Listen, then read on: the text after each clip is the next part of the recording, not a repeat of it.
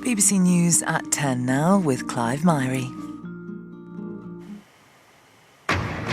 At 10, positive news from King Charles on his fight against cancer.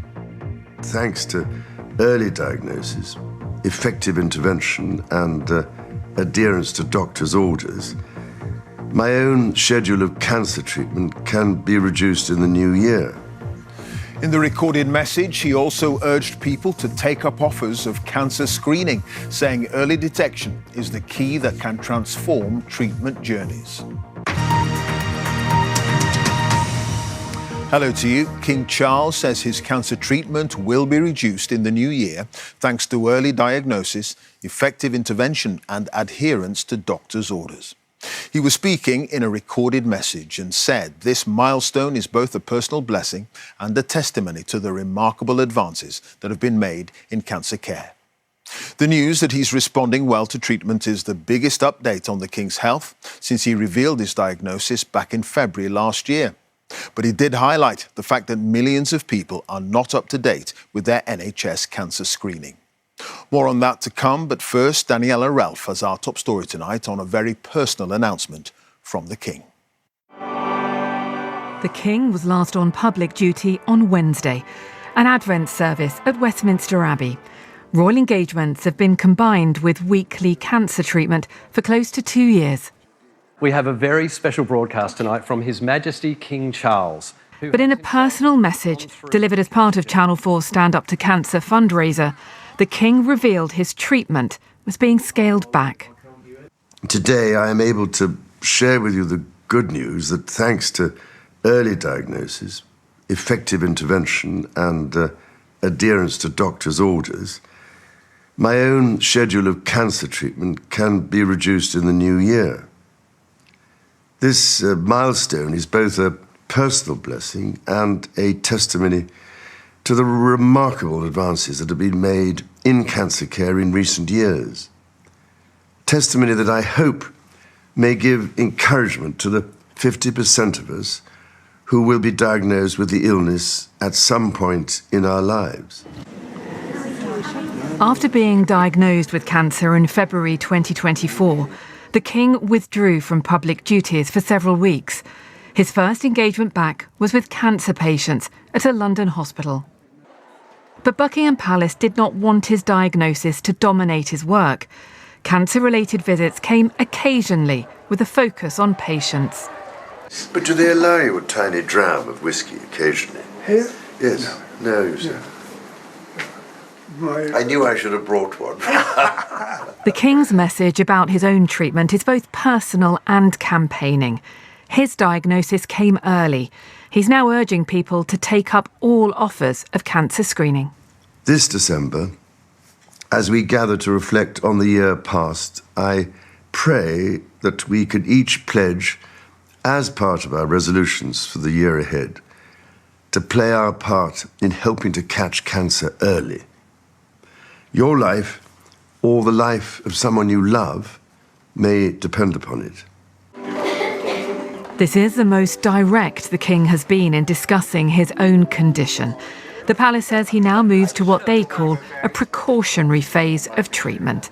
Daniela Ralph, BBC News.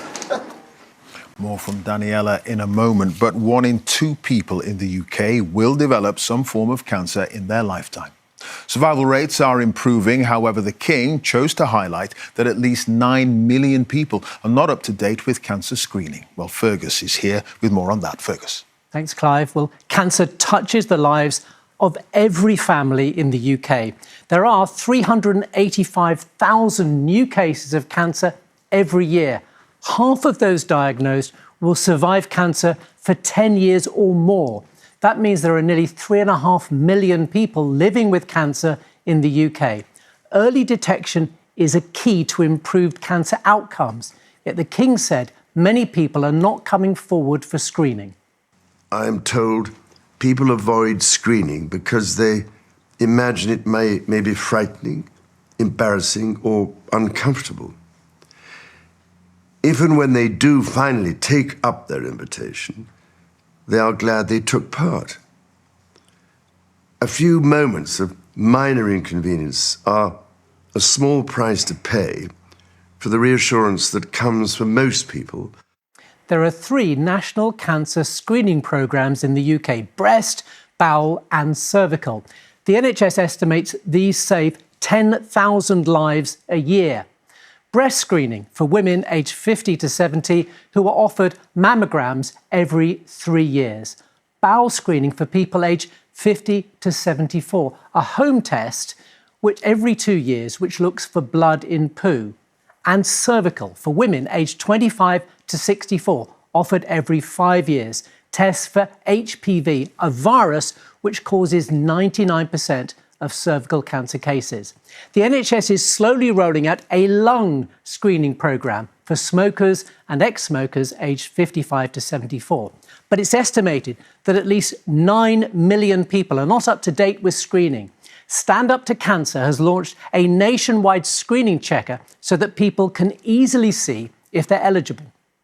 Cancer screening saves lives, and it can do that through preventing cancer from developing in the first place. So for cervical screening, that's the aim of the programme.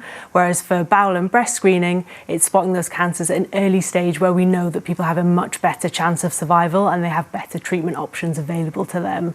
So really, it's aiming to bring forward that diagnosis and help people get better outcomes. There are more than 200 types of cancer, and most don't have a screening programme, including prostate, the most common cancer in men.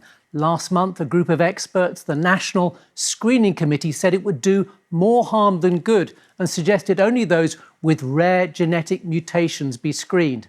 A blood test, which can detect more than 50 cancers, is being assessed by the NHS, and the results of a major trial will be published next year.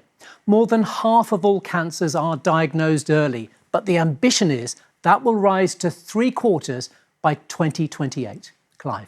OK, Fergus, thank you. Fergus Walsh, our medical editor there. Let's get a final word now from Daniela, who's with me. A very personal message and a difficult one, I suspect, for the King to make. Yeah, very much so. It is the most personal, I think, we've heard him in terms of talking about his cancer since the announcement of his diagnosis now almost 2 years ago. We know that he was having weekly treatment. That will now happen much less often, and it will mean that his cancer treatment will no longer dominate his schedule. It's also important to say that this evening there has been no talk of cure or remission. The King is living with cancer. Buckingham Palace say he will be continuously monitored and reviewed, but stress that, as the King has said this evening, he views this latest development as a great personal blessing. He has also, again, chosen not to reveal what type of cancer he has. That's a very deliberate move. He doesn't want the focus to be on one type of cancer. He wants it to be on his support for the whole cancer community. And he's also very aware that he has a platform now as a king and as a cancer patient. And he is using that tonight to emphasise the importance of cancer screening as someone who himself has benefited from an early diagnosis. Sure. OK, Daniela, thank you. Daniela Ralph, our senior royal correspondent there. Now, Democrats in the US Congress have released a cache of photos showing a range of powerful and high-profile figures linked to the convicted paedophile Jeffrey Epstein. Now, the images include Donald Trump and the former US President Bill Clinton. There's Richard Branson and the film director Woody Allen, among others.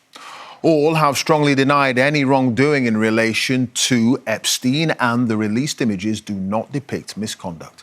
The congressional lawmakers say they received more than 95,000 pictures just last night from the Epstein estate and plan to release more of them in the coming days. Sarah Smith has the latest from Washington.